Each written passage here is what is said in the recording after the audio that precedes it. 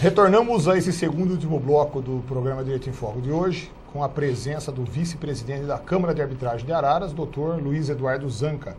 Falávamos da questão da arbitragem, já em continuidade ao programa anterior, com a presença do nosso presidente da Câmara Arbitral de Araras, Dr. Nivaldo Rocha. Mande, telespectador, sua participação, sua crítica, sua sugestão para o nosso e-mail direitoemfoco@mauriciomarangoni.com.br. Zanca, nós temos também a possibilidade de acesso ao site da Câmara Arbitral aqui em Araras, que é o www, eu até pedi para a produção para que pusesse no ar, www.canmec.com.br. Lá a gente vai ter acesso aos regulamentos, às regras. Uma coisa que fica muito em dúvida para o telespectador, certamente, que tipo de ações, que nós já falamos no bloco anterior, mas que valores abrangendo essas ações que podem ser levados. Porque, por exemplo, quando foi criado o Juizado Especial Cível, nós temos uma limitação de valor para ser discutido nesse tribunal. Ou seja, vamos atender a população, grosso modo, o grande número possível de cidadãos, de jurisdicionados, mas vamos impor um limite, porque senão vai virar um tribunal normal. Como funciona na Câmara Arbitral? Que valores podem ser discutidos lá? Com relação aos valores, como você disse, Maurício, nos juizados, embora considerados juizados especiais cíveis, mas eles foram denominados juizados especiais de pequenas causas. Então, por isso que houve essa limitação. Inclusive, no federal é 60 salários mínimos e no juizado especial, como você conhece, é 40 salários mínimos. Na Câmara não existe limitação.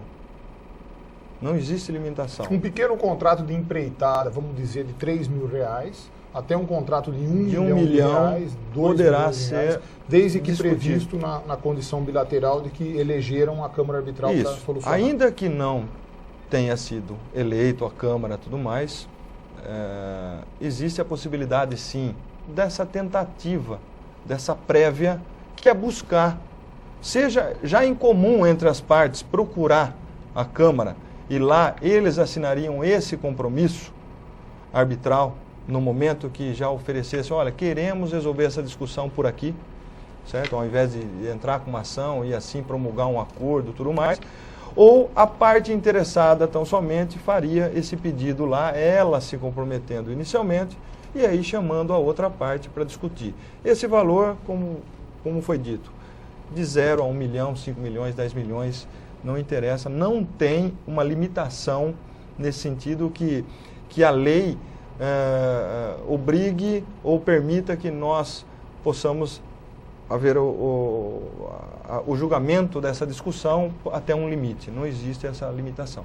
Zanca, como é que funciona o custo disso? Quem procura a Câmara, como funciona o custo disso? Olha, da mesma forma no judiciário que existe as custas, despesas processuais, é óbvio que lá existe a própria despesa, seja de uma intimação, tudo mais, que funciona também nos mesmos modos.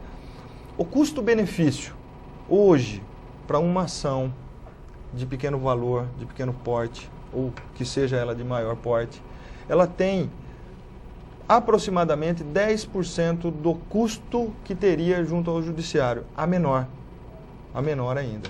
É óbvio que, se porventura levássemos essa discussão, a tabela é subdividida ao ponto de que, se levássemos essa discussão até a arbitragem, onde existiria a nomeação de um árbitro ou de um tribunal de árbitros, aí sim aumentaria um pouquinho mais o custo, claro, mas ainda seria... a dificuldade e a complexidade que o caso envolva. Isso. E por conta dessa dificuldade, acresceria algo mais as suas despesas, que aí são computados inclusive os honorários, tá?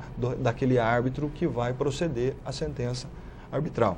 Então, ainda assim, se for computado pelo tempo que isso é possível ser resolvido em 6 meses, ainda assim, pelo custo-benefício do tempo, ainda assim vale muito mais. Eu vou dar um exemplo clássico, se você me permitir. É o seguinte: uma reclamação trabalhista. Como existe algumas peculiaridades ao caso, tá?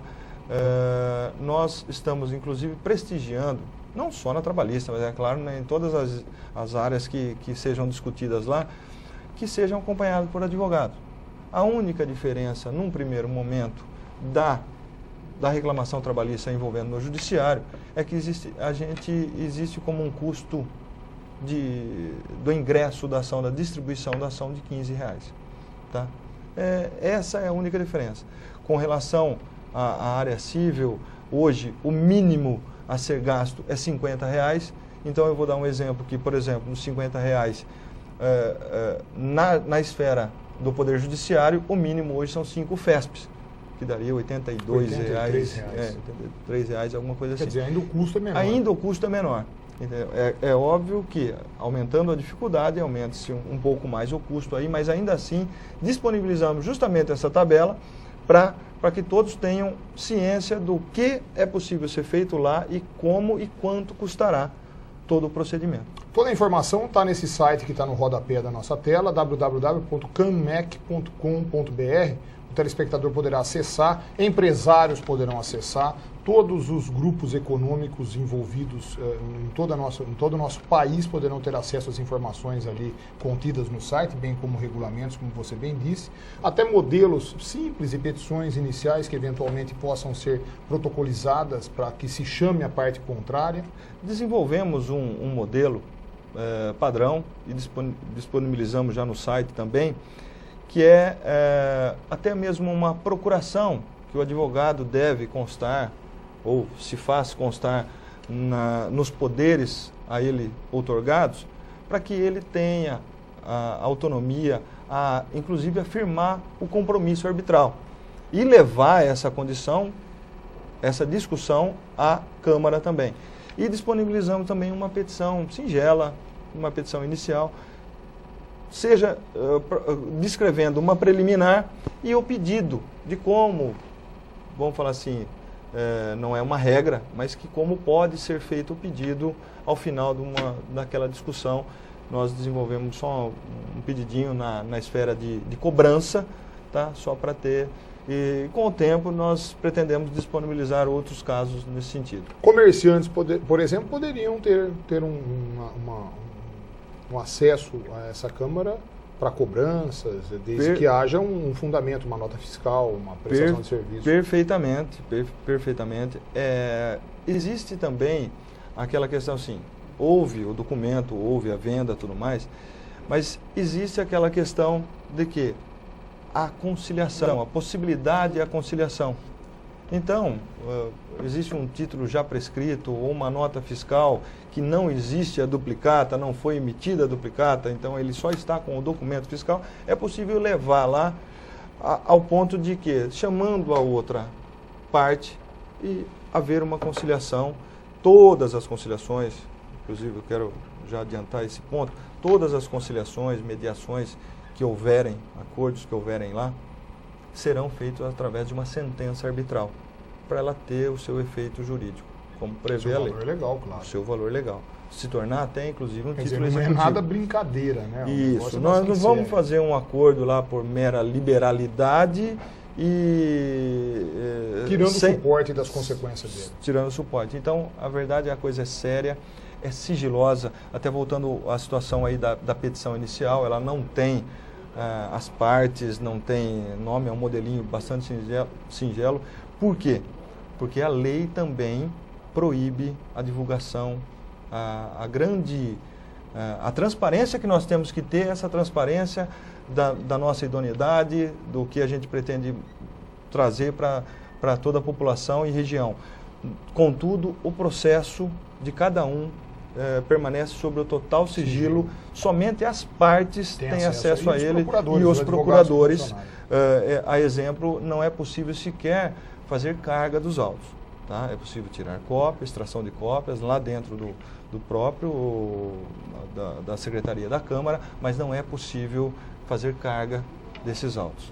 Muito bem. Eu conversei com o Dr. Luiz Eduardo Zanca, vice-presidente da Câmara Arbitral de Araras. E antes de finalizarmos sua participação, eu gostaria das suas considerações finais. Maurício, como consideração final, eu quero tornar público essa homenagem ao meu amigo Nivaldo Rocha Neto, tá? Que acreditou, inclusive, na minha capacidade e me ofereceu esse convite, tá? Que eu também já tinha me estruturado em relação à arbitragem, que até 5, 6 anos atrás eu tinha uma mentalidade equivocada sobre todo o Instituto e, na verdade, ele prestigia o profissional, o colega nosso, advogado, porque ele pode ser tanto um árbitro como um advogado, o patrono de uma parte que está lá, um advogado ad hoc, que nós teremos essa nomeação. Então eu agradeço imensamente o convite, a confiança que ele me prestou.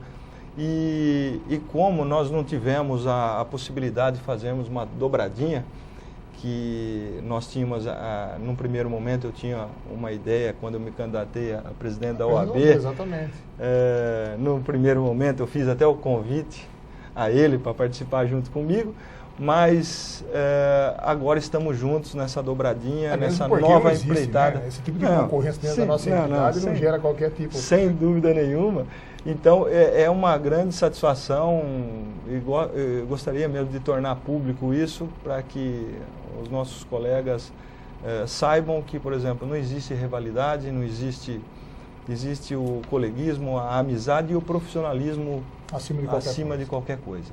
Eu agradeço aí o convite, a Rede Opinião, você, meu amigo, meu irmão, por estar aqui mais uma vez dando essa oportunidade. Se necessário, nós estamos com o programa aberto para divulgação desses projetos. Agradeço. Aliás, que trarão o bem para a nossa coletividade. É isso que nós visamos aqui nesse programa. Sem dúvida. Zanca, transmita ao Dr. Nivaldo um forte e um fraternal abraço. Agradeço a sua presença no nosso programa, agradeço também a audiência do amigo telespectador. Boa noite a todos e boa semana.